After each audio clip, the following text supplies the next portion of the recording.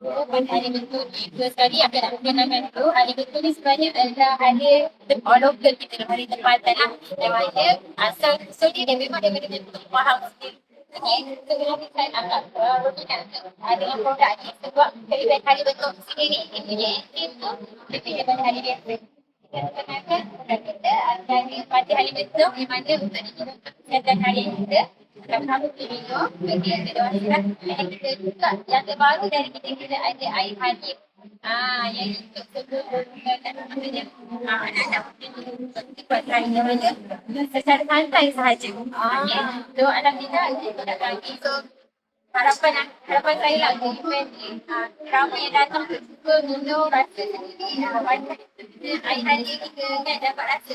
And saya berterima kasih banyak kepada Beta sebab mengadakan program ni bagi peluang untuk kami mempromosikan lagi produk kita sendiri Halim Betul dan Halim King.